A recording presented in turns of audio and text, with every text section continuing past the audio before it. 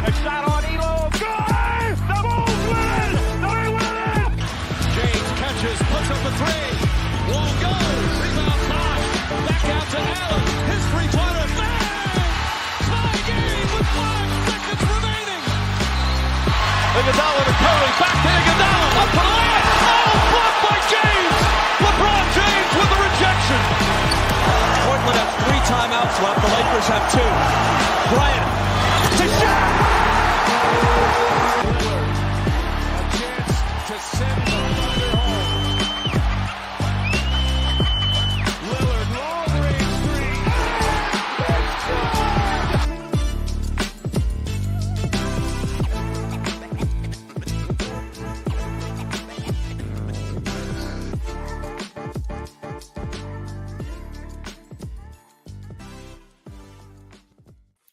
What is going on, everyone? Welcome to 48 Minutes Podcast. I am joined tonight by my co-host, Ben Brown. How's it going, sir?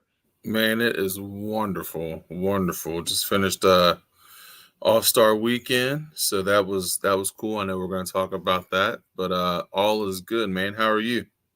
Man, yeah, we're halfway through the season, so Yes, we are. We're going to get a little grindy towards this end of the year. You know, I always feel like the last couple months, especially the last month before the playoffs, is kind of a long marathon. And it's usually not super interesting because you got a lot of players that are trying to get their teams into the playoffs, and you have players that are trying to kind of hold back and not do as much to save themselves for the playoffs. So it's always interesting to see what happens this time of year. So, but we had the annual event this week, All-Star Weekend, All-Star Break. For the most part, I would say it didn't completely disappoint. There's been some years that have been absolutely terrible. I know we were talking off camera a couple minutes. We're not big All-Star game guys. But let's just get into it. Let's get into the recap for this and kind of talk about, you know, what had happened over this last week. So, All-Star game was last night. Jason Tatum, he wins the 2023 All-Star MVP. He sets an NBA All-Star record with most points ever scored in a game. 55 points, 10 rebounds, and 6 assists, which, you know, the rebounds and the assists are kind of, you know, not really important in a game like this, just because no one plays defense. No one's taking this super seriously. You know, usually about halfway through the game, a player decides, you know what, I'm going to go for it. There were a few of them that tried to go for it this year. So Tatum tried to go for it. Obviously, he ended up getting it. He got 55 points. Donovan Mitchell scored 40. Team LeBron finally loses. So 184 to 175, which is just an absolutely ridiculous score. Insane. At the end. Just insane. Jaylen Brown also had a great game. How are you feeling about how the All-Star game is going each year now? I just feel like every year I don't know what to expect, and I kind of get the same thing every year. How do you feel about that right now? Honestly, like I almost feel like it's NFL Pro Bowl-ish. Like the Pro Bowl was a great game. It was a great honor to be, selected in the Pro Bowl. Guys played hard. You don't want anybody to get hurt. I mean, that's rule number one. So, I mean, you don't want anybody to get hurt. You don't want anything to happen. Guys have got the regular season to deal with and everything like that. And you get that and you understand that. And I do. But there comes a point where you got to make a decision on the competitiveness of the game. What we watched last night, or what people watched last night, I guess there's some people happy with it. I know a lot of pundits said that they weren't, just because, it's not competitive until it gets to the end. But that's kind of like the NBA season, right? Like, guys know they're going to make the playoffs, or they're not going to make the playoffs pretty much by the first quarter of the season. So, then they decide to turn it on and play and this, that, and the other. So I don't know if they're going to make any adjustments. The game itself is all just about, the dunks and the scores and things like that, which is fine. But um, when you think about the best of the best, like I really would love to see them compete. Like make it competitive, make it fun. Like, I'm not one of those guys that's like, back in my day, I'm not one of those guys, but make it a little bit competitive. I mean, put some money, put some money on the line, do some things to make it a little bit more competitive. I don't want to see anybody get hurt, but I'd also want to see the best players in the world play a pickup basketball game. Like that's pretty much what it is. And I would love to see that. Now, when you're saying you'd like to see it more competitive each year, and that is something I feel like any true NBA fan would like to see. The stakes are not there. There's no stakes. There's no stakes, yeah. We've talked, in years past, maybe it would be good if, home court advantage in the NBA finals or something like that. Right. Something was actually at stake. But now with the the picking of the teams, it's not really East versus West anymore. Right. And I feel like I don't know. I feel like do you miss the East versus West? I do. I do too. I miss the East versus West. I missed that competitiveness of that. Like when you had East versus West, like those guys were super competitive because they wanted their conference to win. Like it was really fun to see those guys compete. And those are guys that don't get to play together all the time. Coming together, representing their conference just made it a little bit more interesting. I don't know if they can do that. I don't know. I don't know if you can put the home court advantage on the finals. I know baseball does that for the World Series, but I don't know if you can do that for I don't know. They just got. I think they have to do something, or they're going to lose interest. Kind of like the NFL and the Pro Bowl. Like it became a flag football game. Now, I will say this: they put like other skills things in place and did some other things, which was pretty cool. And I don't know. They just got to figure something out. It just. I don't know if it pulled a whole lot of interest or a whole lot of people, but yeah, I just don't think that it was something where people were like drawn to it.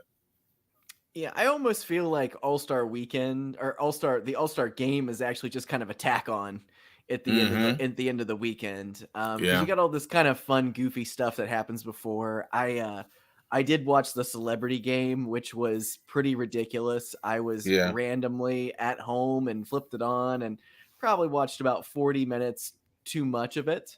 So it was really something. So now quick trivia question for you.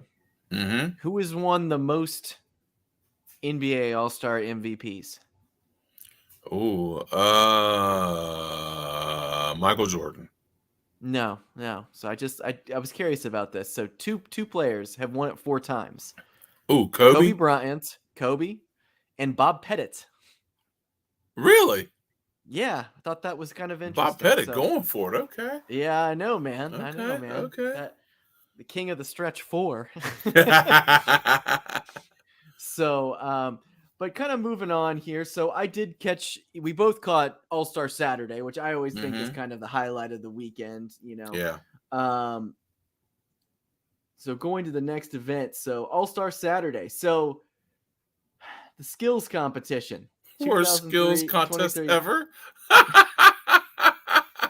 This was bad. I don't know how much you caught it. Did you catch any of this? Man, I caught the tail end of it. Oh my God. It was terrible. It was so terrible. This was one of the worst ones they've ever done. And the shooting, which should be, right now we're in a league of shooting, should have been the easiest part. And I mean, it felt like 2 minutes where there was a team or two who just couldn't make any baskets. I mean, it was embarrassing. So the teams. Well, I heard the Jazz won with like 9 points. Yeah, so the Jazz ended up winning. They were actually very good at the beginning of the competition, and then they kind of mailed it in. But the shooting portion at the end is what really killed everybody. So there was two other teams. There was Team Giannis, which Giannis was not playing in this. So No. and I'm not trying to, say this, but seriously, without Giannis being in that, it's not worth watching. It's just his Right. bum brothers. Right. I will say this. And I gotta give Giannis credit, man. He does bring his brothers along wherever he goes. Like he's like, does. you guys want to be in the All-Star game? They're like, sure. We don't see the court on our regular team, but hey, like. Yeah, that's the thing. It's like how many other groups of people that could you have put together that would have been more entertaining than the Giannis brothers that aren't Giannis? Right. I just thought that was, they did do a rookie team, which I really did. I thought that they were gonna win it just because they were the young Bucks, but Palo, Jalen Smith, is that Jabari Smith? Yeah, Jabari Smith. I always say Jalen. I don't know why I do that. Jabari Smith, and I believe it was Ivy who was the other gentleman in it, and they were terrible. They were absolutely terrible. I mean, the Jazz are a real team, and they kind of deserved to be in there. They was in Utah. It was a good moment, especially for Walker Kessler. Man, he was just cheesing the whole time. So, that was fun. But do you remember like the original? So there was the 2-ball competition, which initially replaced the dunk contest in 1998, which eventually morphed into the skills competition. Now, the best skills competitions that I always felt that they had going on were when they did teams that they were one NBA team and they would do one current NBA player, one WNBA, and then a legend, which I always thought was really, really fun. 1 year, Scottie Pippen ended up entering it. That was a lot of fun. Bill Laimbeer somehow got some sort of jersey on his body and went out there. And the thing that was so fun about those years was you had to make a half-court shot. Yep. And that's not part of the event anymore. The half-court shot is not there, which I feel like the half-court shot is almost like playing a game of horse. You don't know who's going to make it. Someone's going to eventually make it. And with all these shooters, the fact that they removed the half-court shot from this event, I thought was just dumb. Yeah. It was just boring. It's like they should actually move it back. I think they should do a 3/4 length shot. See if they can. See, I think these guys could make some shots like that. I think so.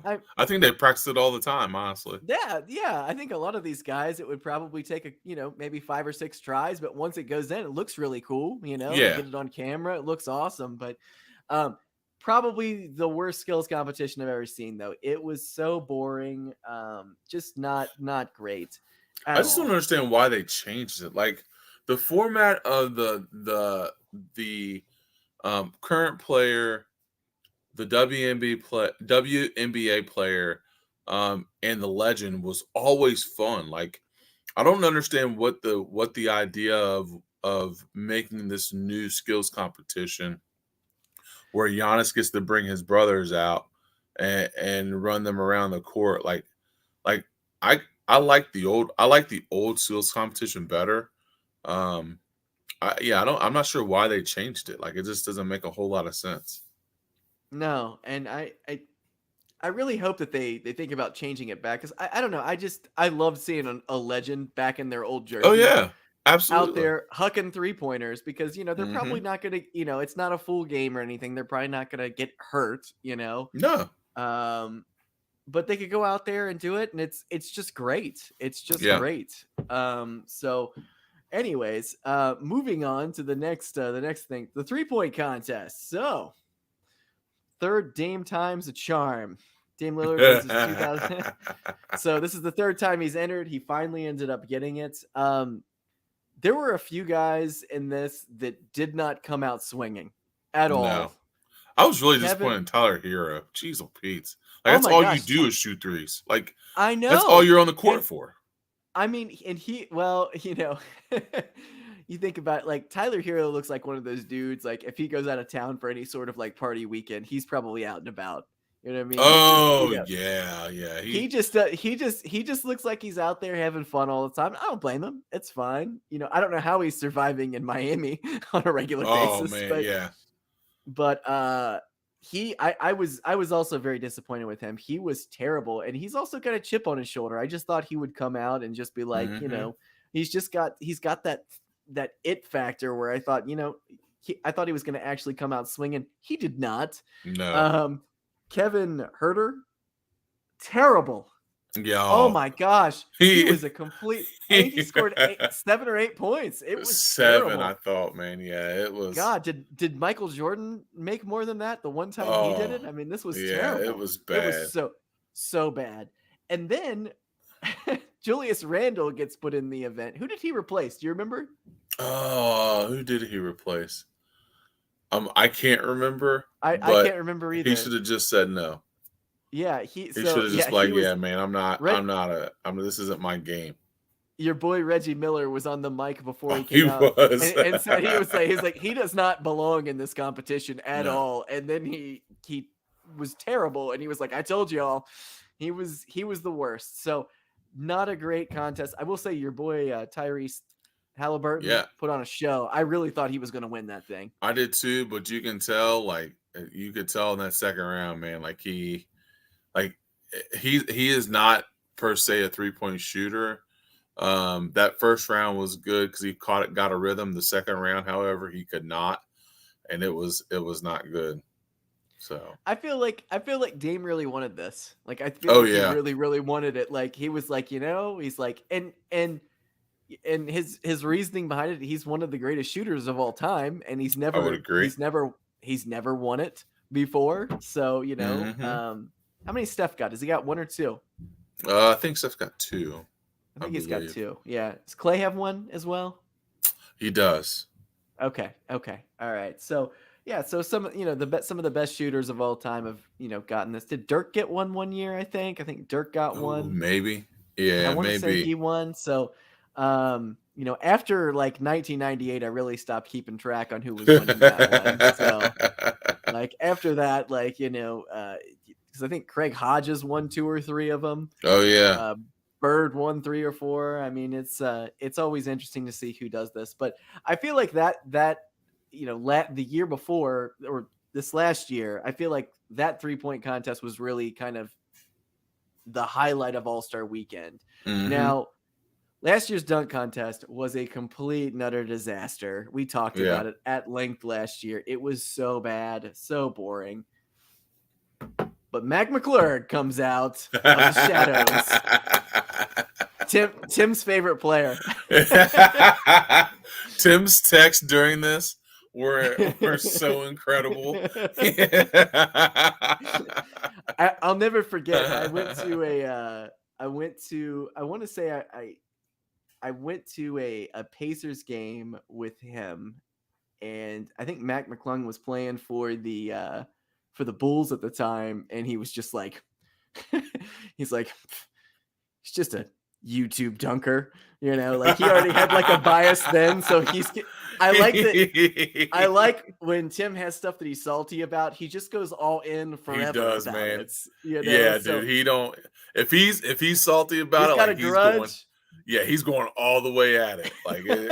There's no softly stepping into it. Nah, he will tell you, it's a wrap. So Mac McClung wins. Matt McClung put on a show. I don't care what anybody says. He was the star of All-Star Weekend this weekend. He was. As you can see in this picture, he had a guy standing on top of another guy's shoulders, and he held the ball and jumped over him. Mac McClung has a 48 to 50 inch vertical jump. Mm-hmm. He's about 6'2", but probably a little bit.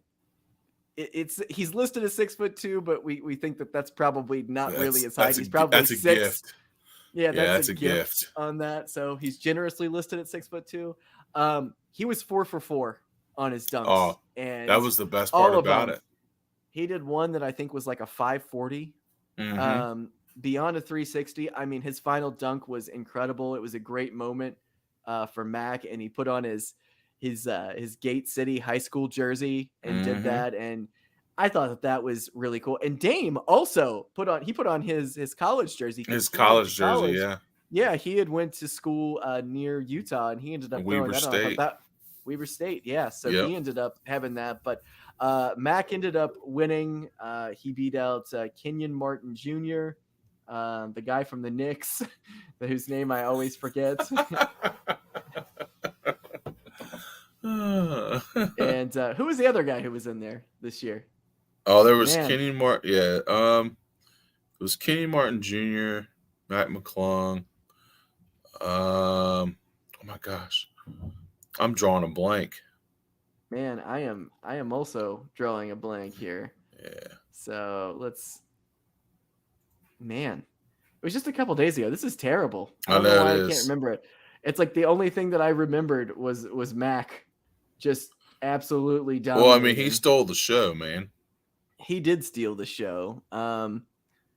Let's see here. McClung.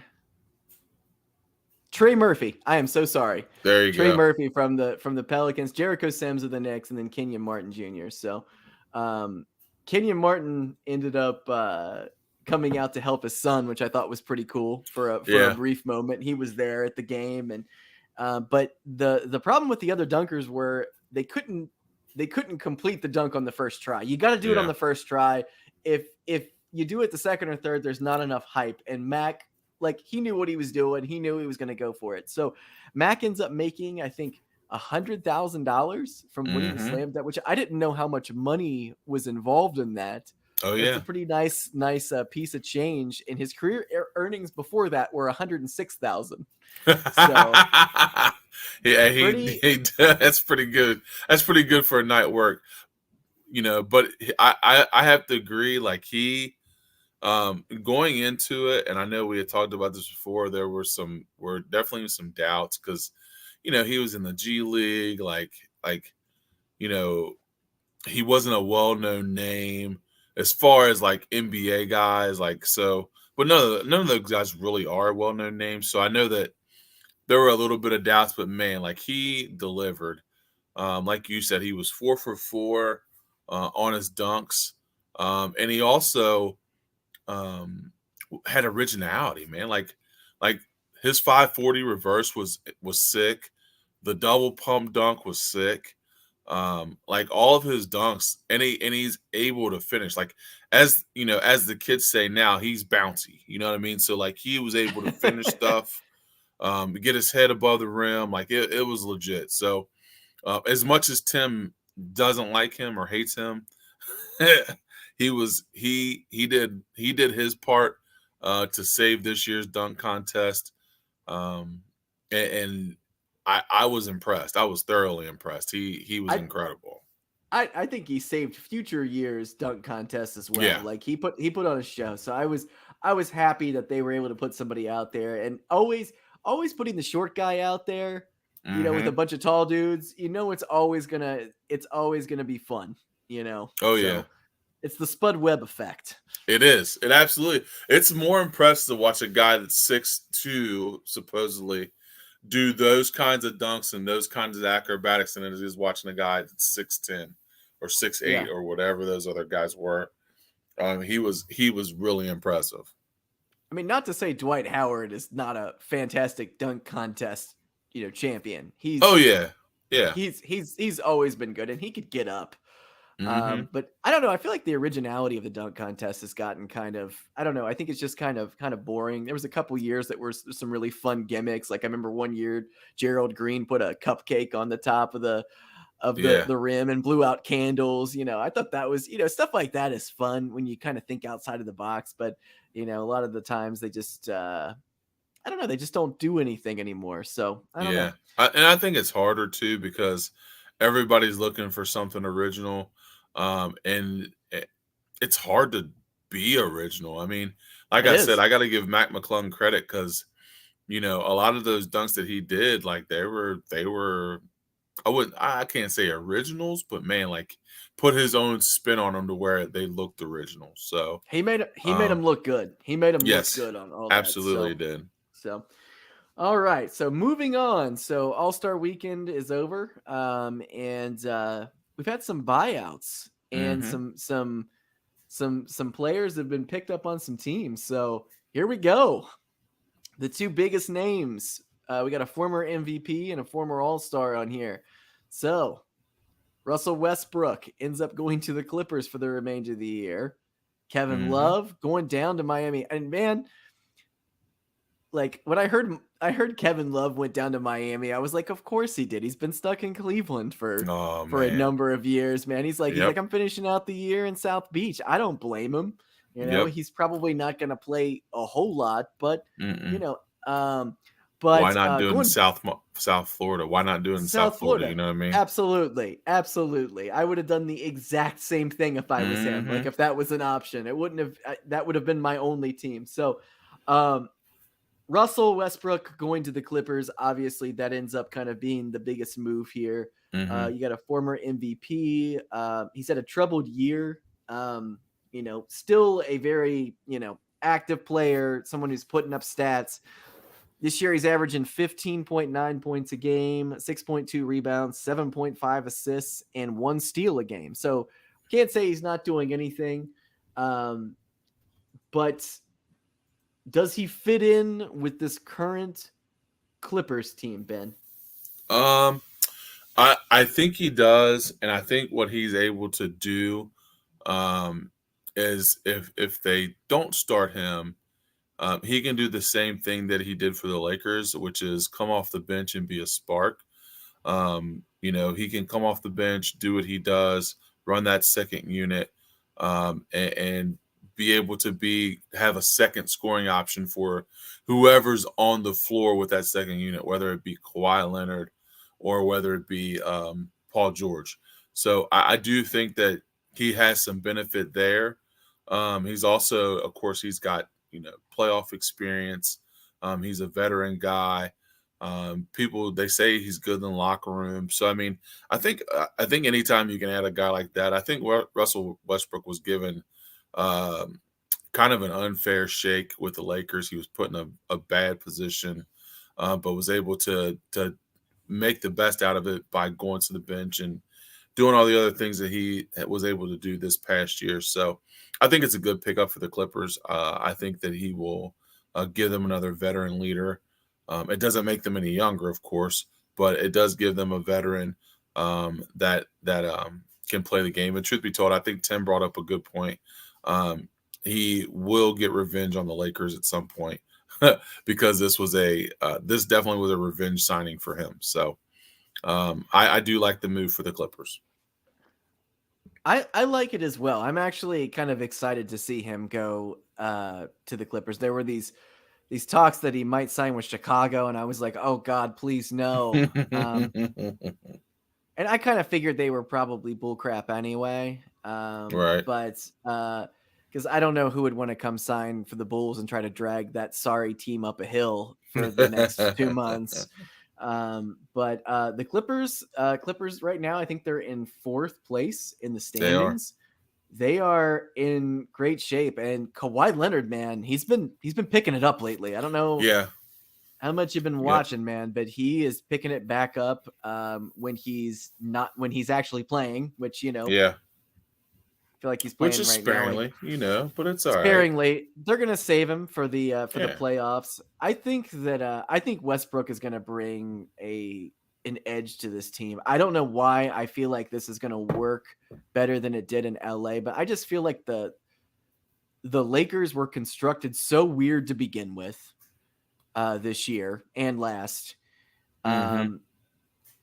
I feel like LeBron really liked the idea of bringing another MVP with a chip on his shoulder to the team, but you had no bench, you Right. had no decent role players, and everywhere that I feel like the big teams that Russell Westbrook has played for, he's had role players, he's had shooters, he's had people that could help him, and Mm-hmm. it was like you said, it was a weird experiment Yeah. for the Lakers to put him on the team. It didn't work out at all. So he gets his revenge. Now I will say this, man, if somehow they ended up, if the Lakers somehow end up making it to the play-in, and they very well could, Yeah. because Yeah. Absolutely. Now, LeBron did injure his hand at the All-Star game the other night. He's okay. Giannis also has injured his hand, and he's going to be out for a while. But LeBron said the next 23 games of the season, I think he said, are his most important of his career or something like that. Yeah. Oh, yeah. He definitely put that out there. So he did not mince words with that. Josh, welcome, man. What's Odellis going on? Pharrellis. He is here, man. Did I miss anybody playing defense in the All-Star game? No. You missed no defense at all. So Didn't think so. Josh, so we were just talking about Russell Westbrook to the Clippers. Ben and I kind of both feel like the Lakers were kind of a bad fit for him. He was trying to make something out of his role as a bench player there this year and doing a pretty bang up job. But how are we feeling about Westbrook to the Clippers? Well, if you ask Skip Bayless, it's like the worst pickup in the history of basketball, and he's completely 100% out on the Clippers. I look at it as the way the Clippers play basketball, that Russ could actually be an asset to them. And I'm really looking forward to this game when they actually do play the Lakers with Russ on that team. He's going to give him the business. Yeah, I think it's more of like he's got to find his role with the team. Like, what are they looking for? I mean, they got scorers already, so I don't think they're going to be looking at him to be a scorer. But if he's the Russ that, can put up 15, 10, and 10, and maybe shoot a little bit close to his average from the field, I think he gives them a good chance at coming out of the West, or at least playing in the finals against probably either the Nuggets or the Suns. So just gonna have to wait and see. Okay.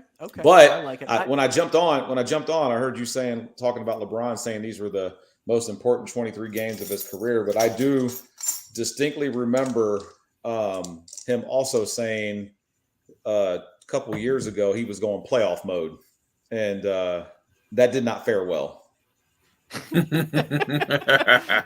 Joshua Hayes out here to throw some cold water on LeBron. Sorry, Tim. No, I think that Russell Westbrook, I think Westbrook's going to be a real asset to the Clippers. I think he's going to be a lot better than people think he is. I think this is probably, I think it's going to be the most important buyout pickup of the end of the year here. Kevin Love goes down to Miami. Kevin Love has not done much lately. He's averaging, I think, 20 minutes a game. He's averaging, I think 8 points, 6 or almost 7 rebounds. So, I mean, he's going to go down there, be able to add some veteran leadership. But this team the Heat just keep getting older as time goes on. Right, it's a retirement community. What are we doing? But ain't that the whole reason why they kept Udonis Haslem? Right. So why are they bringing Kevin Love on? So they've got Kevin Love on right now. And I believe they also picked up Cody Zeller today as well. Yeah. So it's been kind of a weird time down in Miami. I don't know what the Heat are doing really, because Heat don't know what the Heat are doing right now. I mean, so Kyle Lowry's been out. He's about to come back. He's washed as hell. Everybody knows he's washed as hell. Yeah. Kevin, Jimmy Butler is going to play hard no matter what goes on. Bam is incredible, but Tyler Hero, he's been a stud. But I don't know. I don't know what this team is anymore. I just don't know how the Heat are just such a mishmash of, they're not bad players. I just don't think they go together. No, I would agree with that. I mean, the signing of Kevin Love, I think it was just, if we're talking basketball, I mean, he does have a championship. He does bring some veteran leadership. He is able to hit outside shots because he's more of a set shooter now than he is anything else. So he does give you that. I don't know what you're expecting from him. If you're expecting him to play 30-plus minutes a game, it's not going to happen. No. If you're expecting him to give you the Kevin Love that can get you 17 and 12, that's not going to happen.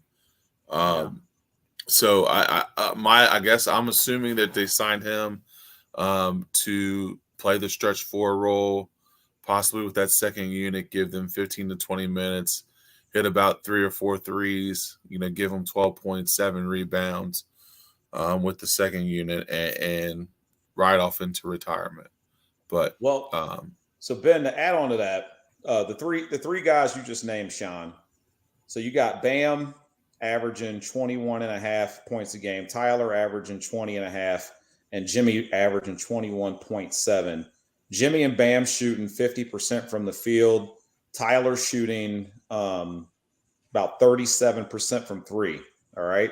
So you brought in Lowry, right? And then you re-upped on Oladipo, and then you have guys like Duncan Robinson, and then you try to fill out the rest of your roster with like Caleb Martin and Struss and Vincent. And these guys are Struss, 40% from the field, Victor, 40% from the field, Vincent, 39% from the field, Lowry, 39% from the field, Duncan Robinson, 36% from the field. Like, they are getting no production out of these guys whatsoever. Yeah. No. The guys they thought were going to help them. Like, what happened to him? I mean, they gave, I don't know, Duncan Robinson, he had a great first year, and didn't he get a contract? Got a really, really nice I was going to fat say, contract. he got a fat contract, and it's almost untradeable right now. He went from 13 points a game to 7. Yeah. Well, sometimes that happens, Look at somebody like, Bertans, who's on the Mavs right now. He had that one season, and got himself a contract, and now he's like, I don't know, what's the 10th guy on the bench? Yeah.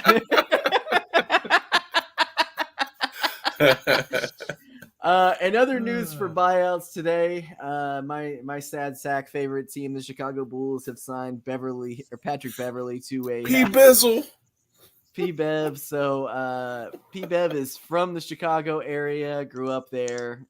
He's bought out by the Orlando Magic after his trade from the Lakers. The Bulls are going to have to waive a player to create a roster spot to sign Beverley. It's probably going to be. Oh man, I don't even know. It doesn't even matter. They've got 2 or 3 bench guys. They haven't even really gotten anything out of, man. They might as well waive all of them. They're all terrible. Malcolm Hill, like, he's on there. Tony Bradley, Marko Simonovic, like, they never play. They don't develop any of their players. I hate this team so much.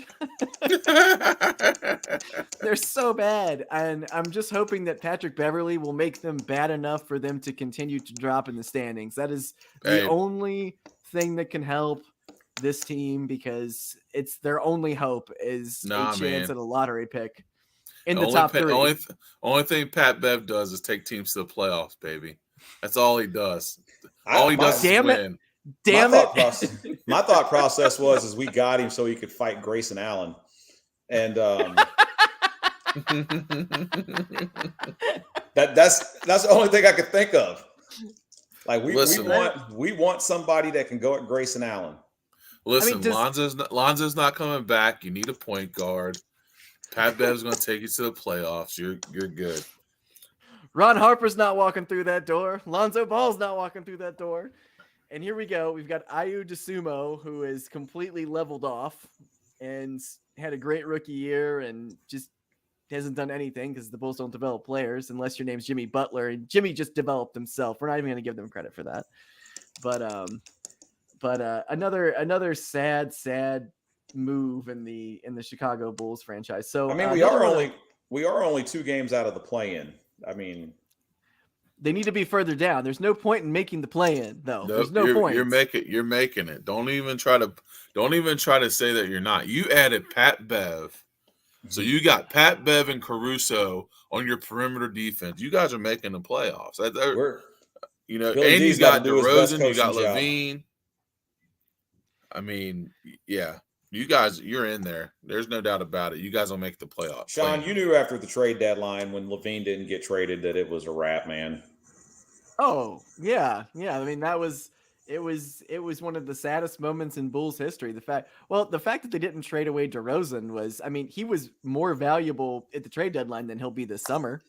Definitely. He could have helped a team. I mean, he was an all-star this year. He made the freaking all-star team. He sure did. and he, another one I kind of want to bring up. So Miles Leonard, who hasn't played in a couple years after using an anti-Semitic slur during a video game live he's had some stream. troubles. So the Bucks have agreed to a 10-day deal with him. So last time he played was in 2021, or maybe it was 2020. He played 3 games. He averaged 3 points a game in that. So he's going to the Bucks. I'm actually shocked the Bucks are even taking a shot on this. But yeah, for buyout news, this is it. I think the Russell Westbrook one was probably the biggest one of the year. So, all right, moving on to our final segment of the night, the full court heave. All right. So, full court heave this week. Bold predictions for the last half of the NBA season. So we're in the last few games of the NBA season here, leading into the playoffs, and a lot can happen. A lot of these teams are gonna be going up and down in the standings. Some might leapfrog, some might sink. We don't really know. But I wanted to get your takes on what your guys' bold predictions were for the last half of the season. So bold prediction, are you saying for a team or for a player or is it whatever? It could be, let's do you could do team or a player. Go for it. Okay. So my bold prediction, which I don't know if it's bold or not, and it's funny because you have his picture up here, but I think Jason Tatum wins the MVP. Okay. I like that's that. Really? That's my bold prediction. Wow. I already think Jokic has it locked up.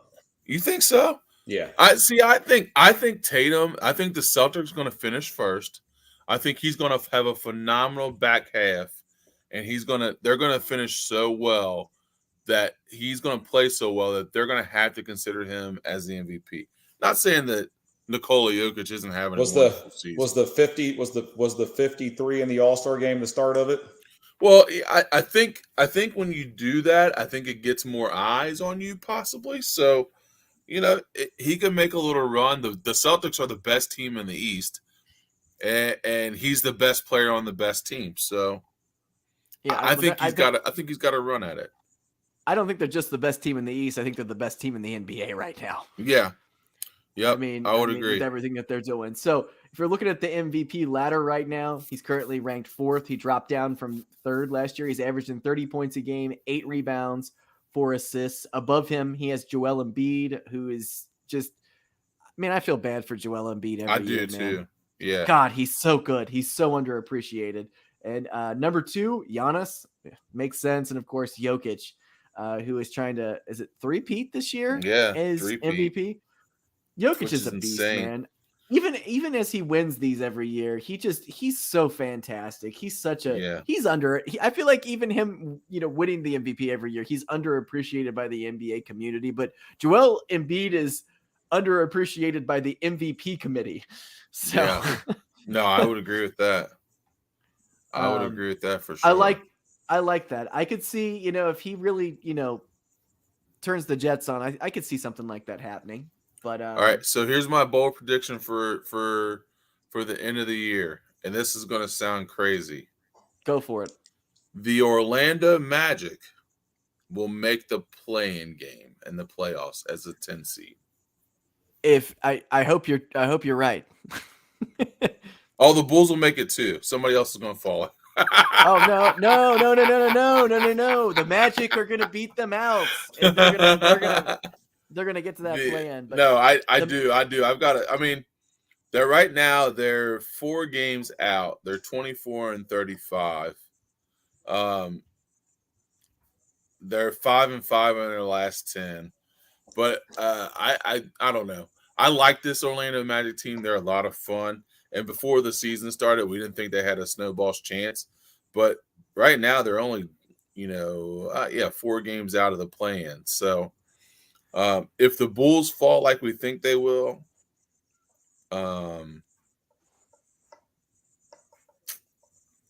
it would take some moving. But that's my bold prediction. I'm gonna say Orlando Magic make the play-in. I mean, they're probably the most fun league pass team right now. Oh yeah, Palo, Franz Bobo, Palo, Wagner, Wagner. Bobo. I Yeah, mean, Bobo is actually getting a shot out there this year, and he's doing a great job. 10 points a game, 1 block a game, 6 rebounds a game. He's yeah, been fantastic. Wendell Carter averaging 15 and 8. He's looking fantastic. Markel Fultz, yeah. 13, Playing 4 well. and 5. He's looking well. He had a killer dunk the other night. He looks great out there. They got Jonathan Isaac out on the floor again. He's back from the dead. He's out there. So they're a really fun team. I think the NBA's sake, I hope that the Orlando Magic make it to the play-in. But guys, it's time to just go back to the old jerseys. I hate these new jerseys they're wearing. I can't stand them. Oh yeah, yeah. I They need to go back old school. Where are the vintage ones? I feel like there's not one NBA fan that wouldn't say, especially an Orlando Magic fan, who wouldn't be like, yeah, we should go back to these. Just give us what we want. Give us our old jerseys back. So, all right. Josh, what do you got for me? All right. At the sacrifice of the Minnesota Timberwolves, as much as I hate to say this,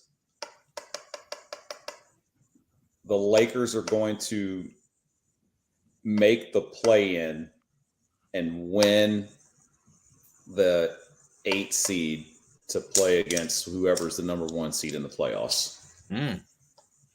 Man, Lakers versus Nuggets. Whew.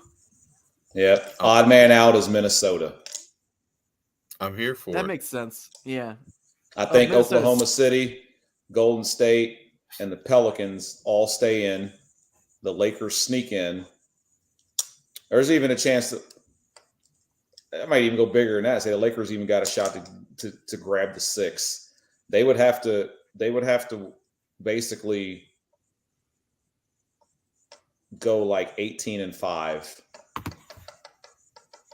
Well, I mean, LeBron is in playoff mode, so yeah. My Bahiv is Lakers in, Timberwolves out. And Timberwolves are out because they got rid of D'Angelo Russell. Okay. And I like that.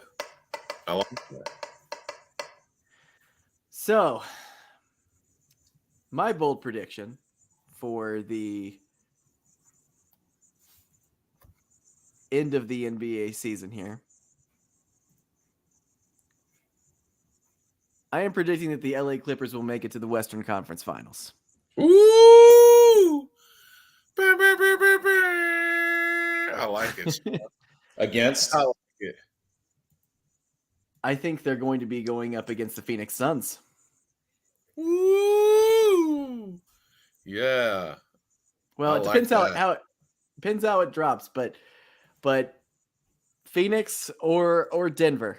I mean, it's going to be one of the two. I mean, I don't know what Phoenix is going to look like just because you put Kevin Durant, on Phoenix. I don't trust CP3's health at all ever. Yeah. And also he just never wins championships. So, and it's not his fault. He's one of the greatest point guards of all time, but I don't know what it is. He's just cursed. Yeah, I mean, it's putting Kevin Durant like putting a wig on a pig. You know what I mean? Like, bro. After that Warriors Rocket series. Oh, that was it. That was it. that was their year right there. That was their window. Yeah, I agree with you, Josh. So we were talking about that a couple years ago. It's the same thing, but yeah, I don't know what it is, but I have this strange feeling that Kawhi, who is someone who I don't trust ever, he's just not reliable, but I feel like he's saving himself for the playoffs this year. Yeah. With Paul George. Paul George has been playing well. So, yes. Hey, I do got to give a shout out, man. The last, I don't know, 6, 7, 8 games, Kawhi looks like his old self. Yeah. And that's why I'm mostly coming to this conclusion right here. I feel like he is getting sneaky good at the right time, kind of similar to how he was, when he, was at his peak a couple years ago. And I don't know what it is, but I just have this weird feeling that we're going to see them in the conference finals this year. And we'll see what happens. I'm not saying they're going to make it to the finals, but I think they got a puncher's shot at it this year. Okay. So we'll see. We'll see. So I like it.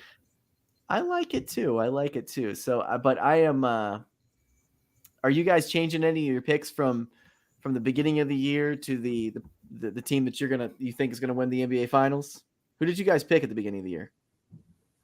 Oh, I don't know. I have to go back and recap. You didn't pick the Golden State Warriors again, did you?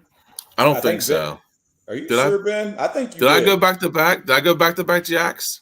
He's like, I don't remember doing that. I don't remember doing it. Hey, listen, until the tape runs, I don't remember it. You know I definitely know that you picked them last year. Oh yeah, I definitely picked them last year. Yeah. Yeah, you did. We'll have to run the tape back. We'll have to run the tape back on that one to see what I did. I don't even remember who I picked this year. I don't remember. Yeah, I don't. You know? Yeah, I had to go back. This NBA season has taken a lifetime. It's just been an absolute lifetime, and it's not like we're not getting great basketball this year. We're getting the best basketball probably. The last couple of years we've gotten some of the best basketball probably ever. In terms of shooters and just slashers and just so much. There's been so much fun out there, but and it's been interesting to see LeBron kind of take a back seat over the last couple of years, and there's been other players that have kind of gotten some more screen time this year. But I don't know. It's gonna be interesting towards the end of the year. I always get, like I was telling Ben earlier, I get a little antsy around late March, April, where the season I'm like, okay, can we just get to the playoffs? Let's just get to the playoffs. I don't care about any of these games because a lot of them don't mean anything, and we're just taking miles off of the players' legs. I'm gonna be honest with you. I would really like to see the first round of the playoffs go back to 5 games. Oh, you and me both, man. You should have joined us earlier when we had a bunch of old man opinions about how they should do the All-Star weekend. You would have fit in perfectly.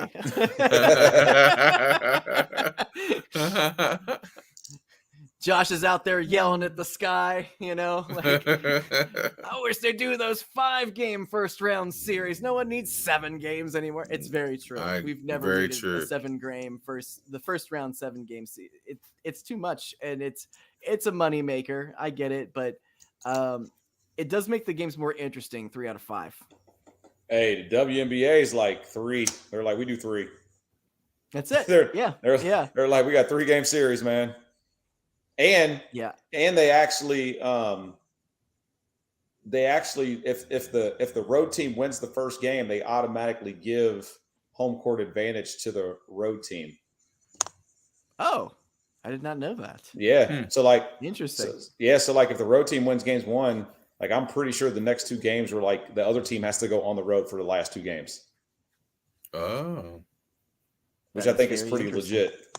That is legit. That is legit. But yeah, I would go back to 3 out of 5 in a heartbeat. That's something I would love to see, but we'll probably never see in our lifetime just because NBA's got to make that money. They got to make that first round money. And everybody loves a 7-game first round series.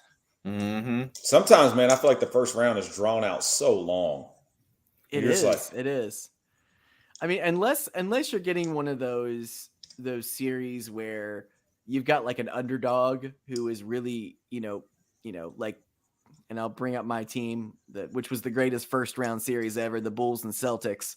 The year after the Celtics won the NBA title and Kevin Garnett was hurt, they went 7 games, and that was just an incredible first round series. Incredible. But I don't remember one that, where I was like, man, this was great, super memorable, since then. So it's been kind of just a rush to an NBA championship. Most of the 7-game series, they're, we're getting some sweeps. We're getting, well, and that's what happens is like you get, out of the first round, you have four series on each side. You get like 3 sweeps, or you get like a 5-game, and then all of a sudden there's this 1 7-game series, and everybody's waiting to play the second round because of it. Like you have to wait for this series to be over with. Yeah, and push it to 5 and get it over with. Yep, I agree. Yeah, I agree with that. I agree. Well, guys, I think that's going to wrap it up for this week's episode of the 48 Minutes Podcast. Thank you so much for joining us all tonight.